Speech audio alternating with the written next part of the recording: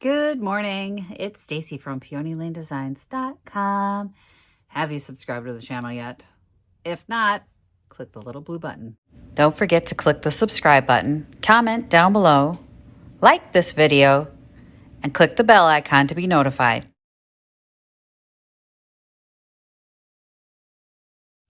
Good morning. I'm answering questions today because I failed. I kind of got wrapped up in what I was doing and getting through projects really quickly. And I forgot to show you guys really what I was doing. And I got a comment here. And I don't know your first name or if you're male or female, but you had some valid points and some valid questions in here. And I'm going to address them for you. You wanted to know if I could point the camera at the desk when I was done because you weren't sure what was pulled off. Well, unfortunately, I have taken the trash out, which is so unlike me. Let's face it. Normally, it'd still be sitting here, but I did it yesterday. I was feeling all productive and stuff. I missed a piece. So this little piece of wood here, and you can see it's like almost like a cardboard box on the back. This is what was covering that entire star that I was working on yesterday. And it was flaking off like a coconut husk over the whole thing. It was best that this come off. It did leave this sort of honeycombed pattern, and that's what I was sanding away when I sanded the project. So this is what I pulled off. It's brittle, it's dusty, it's not in any way what you want on your project. Now, you had asked why wood hardener. You hadn't seen wood hardener before, and you asked the difference between wood hardener and glue, and that's a really good question. And I think probably there are other people that were thinking, what is wood hardener? Because unless you're like haunting the hardware store like I am, you're not going to know about it. And we actually did a video on the wood hardener this past summer when I was working on my deck. So you might be able to go back and find that video. If not, I'll try and remember to link it in the comments below. Because this is the wood hardener that we used. It's Wood Restore JB Weld wood hardener. And you would use this when, when you find those pieces and they're in good shape, but you've got like a little spot that's soft. So on my deck, there was a corner that was rotting. And that's what this is for wood that is rotting. And yeah, seals rotted wood surfaces. So on my deck, I had a little corner that I didn't want to replace the whole rail because where they had screwed into the side, they had like done a toenail screw into the side of this piece. Right where that screw was rotting away because water had gotten in there. They hadn't properly sealed it. And I hadn't painted my porch in, I don't know, 15 years. No, we had a professional painter come in at some point. My husband had done graphics for a painter, and he had come in and done my porch at some point. So it was just my turn to get after it, and I noticed this wood rot, and we used this wood hardener. Now, what I initially thought on the star that I was working on yesterday was that it might be rotted a little bit. But what happened was underneath, when I was pulling all of this garbage off, the pressed plywood that was underneath it, or the MDF, I think it was not rotted. It was solid, so this wasn't necessary. But if you ever get a piece of wood that is slightly spongy, and you're like, but it's a really nice piece, and I don't want to lose the whole piece because of this little spongy, that's what this is for. The wood hardener is for that. I could have put glue underneath this and tried to get it down, but it was so bubbled up from whatever water damage had been on it that it would have been a lot of glue, like a lot of glue. It was just easier at that point to pull it off. But you could have glued it down. I mean, if you want to take that kind of effort, and in that case, I would say get a syringe or my glue bot. 1 second. I like when you guys ask me questions because then I know what you to know. So don't feel like I was at all put off by the questions. I appreciate it, because sometimes I just get wrapped up in what I'm doing and I go, oh, they probably know this because we've done other videos. But if you're new here and you haven't done, you haven't gone back and looked at the 800 plus videos, you may not know that I got a video on that, right? But anyway, I digest. So the glue bot has like a narrow tip, which will allow you to get glue up underneath pieces that aren't fully off. So, I mean, if you had a piece and you're gluing it down and it's already off the piece, easy peasy lemon squeezy. If you've got a piece that's like bubbled up or just rippled, and we've done repairs of things like veneer, where I cut into the veneer and then I used like this. Actually, I used a syringe, and you can do that as well. They do sell syringes for woodworking. You can get them on Amazon. That will help you get the glue up underneath a tight piece of veneer that may have bubbled up that you just want to repair, and then press it back down. And again, I do have a video on that somewhere in the other 800 videos. I can try and remember to get a link to that in the description as well. So hopefully all the stuff we're talking about, I will remember later when I'm processing. I gotta remember to put the links in the description below, because there's a lot that we've covered. So I think, oh, I've already done this. They're gonna know how to do it. And I forget that people are jumping on the channel all the time. And I'm just wrapped up in what I'm doing, and I get a little ahead of myself. So I appreciate you pointing out that, I kind of fell down on the job. What was the other question? 1 second, let me look. The difference between glaze and paint was the other question. Glaze, paint, and stain, right? So paint should be 100% opaque. If it's not, we didn't get a good paint. Not mentioning any names. Philadelphia, at Pittsburgh. If you have a good quality paint, it should be pretty much opaque from the first time you put it on, right? A stain is meant to penetrate the wood and like enhance wood, give it a darker color or a lighter color, depending on the stain that you get. And a glaze is meant to sit on top, and it's transparent. So the only thing the glaze does is give it a slightly aged effect, but it won't cover anything. So if you had writing on a board, say we did a sign, say like the sign back here. 1 sec, let me show you.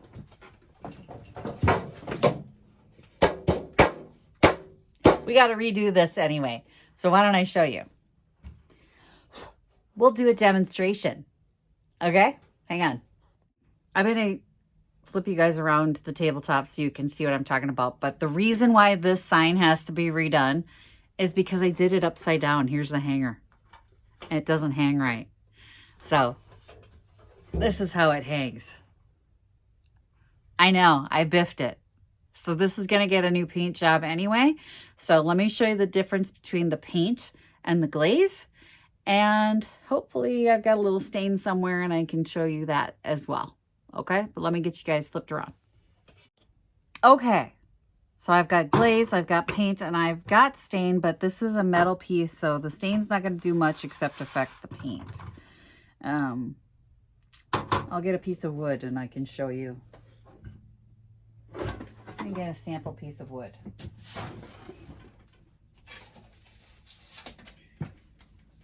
For the paint and the glaze, this is going to be our sample, and then we will try all three of them on wood so you can see the difference on that as well. So let's get started, shall we? All right, let me mix this up real quick. Okay, so now here we have our traditional latex paint, and then we have our cabinet glaze here, our aging glaze. So for paints, you can see it's pretty much an opaque coverage. It's meant to cover this completely. I'm going to end up having to sand all this down, so don't get bothered too much by that. And you can see it's almost a one coat coverage for the paint, right? So it's covering that writing up. If you use a glaze, use this one, it's not meant to cover it at all. Even if I put it on incredibly heavy,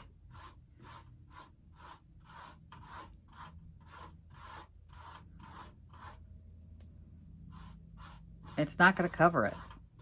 So even if I don't wipe this off, the glaze is just meant to give a different appearance. So you can make glazes in any color you want. We've done videos in the past. I have a glaze base and then some pigments. So you can make any color you want. And they do sell different color glazes. I know Wise Owl sells like a blue.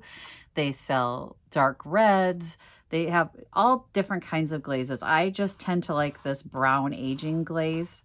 I do have the smoked glaze and I don't care for that at all. Every time I put it on, I'm like, nope.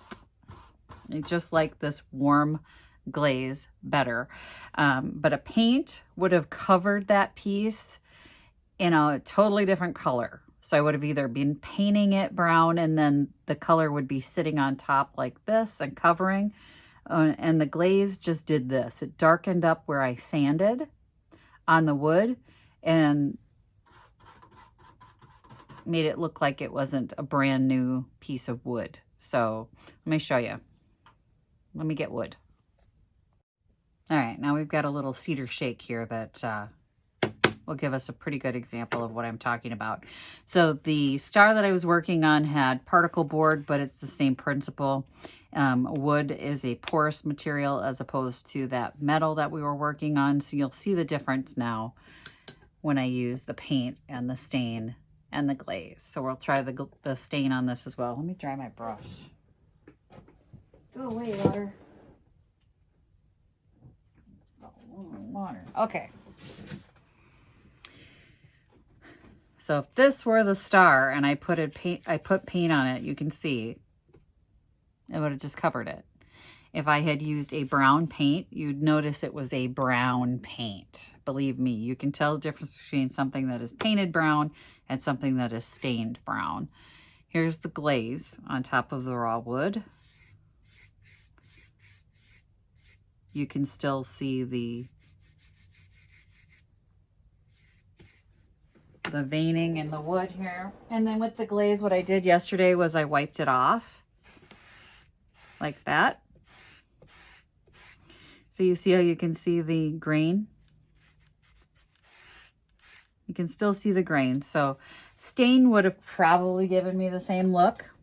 We're gonna try a little stain here. Where's my stain? And I guess I can use a brush to put the stain on. I never do. The OG taught me to put stain on with a rag. So that's what I'm gonna do. So for those of you who are like, why didn't you just use a brush? Because I wasn't taught that. I'm going to use a little, this is red mahogany. Love this color. It's one of my favorite stains. And you can see it soaks in immediately. So the glaze and the stain on raw wood would give you a similar vibe. Right? I could have used stain. Ugh, that's stinky, stinky. One thing's for sure. The water-based products are a lot less stinky, especially in an enclosed space like mine. But you can see that it would have been a nice look if I had used stain. The glaze is just a lot less vibrant than the stain. I think that's a good way of putting it. And the paint would have just sat on top and changed the look completely because it would have been paint. So that's the difference between those three products. These two, very similar. This is used mostly on top of paint. So most of the time you're not putting this on wood.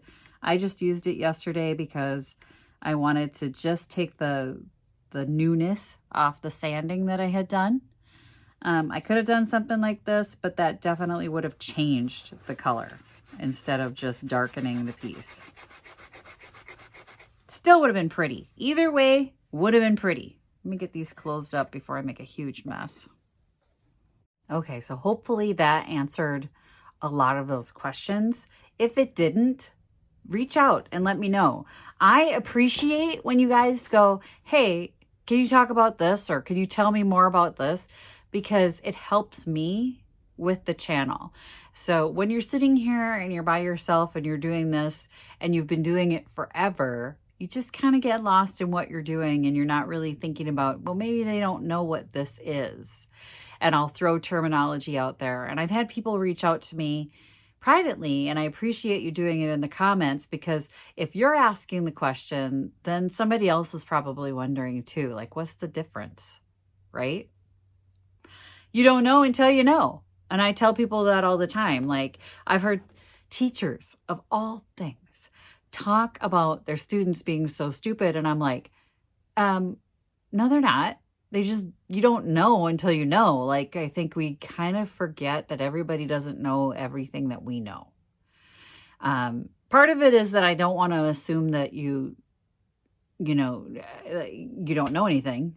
I assume that you do, and that you'll ask questions when something comes up that you're like, hey, wait, what did you just say?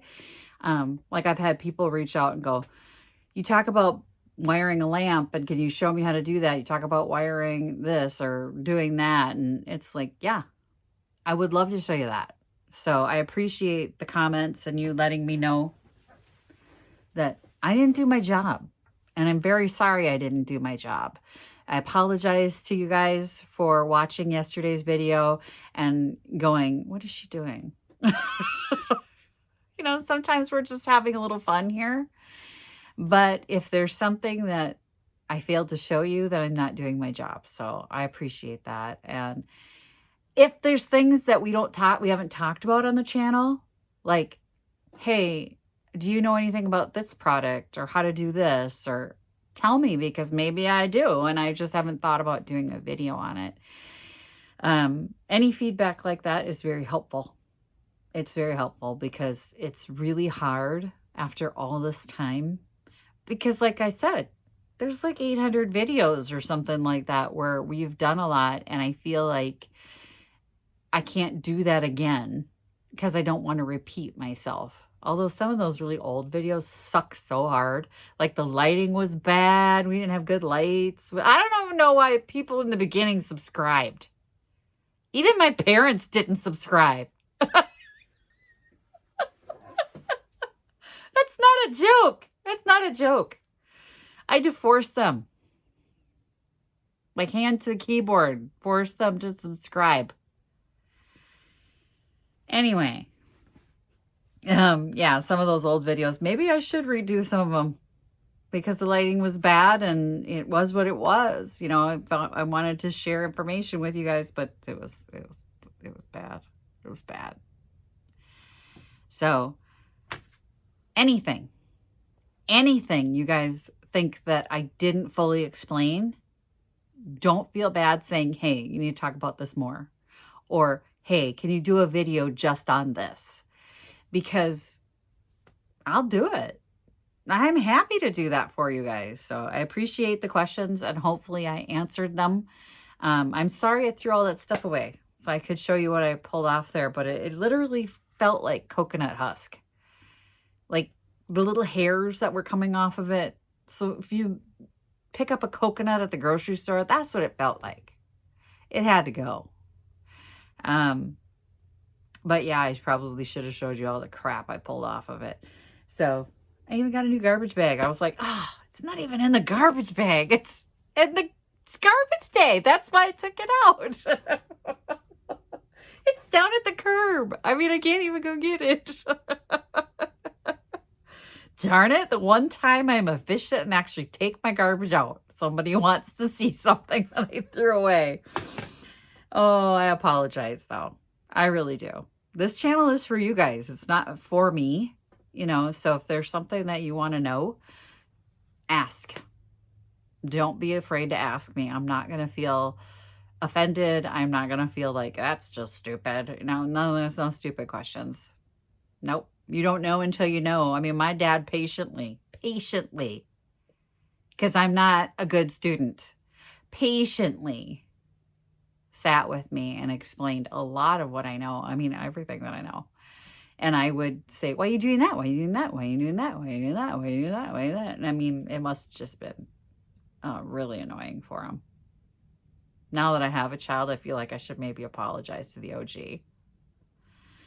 Anyway, thanks for watching, you guys. And if there's more questions, don't hesitate to ask. Love you guys.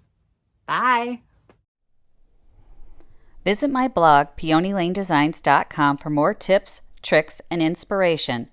Thanks for watching, everyone. If you like this video, please give it a big thumbs up. Don't forget to subscribe and click the bell icon so you'll be notified of new videos. I post every week DIY tutorials and, of course, more junkin' videos.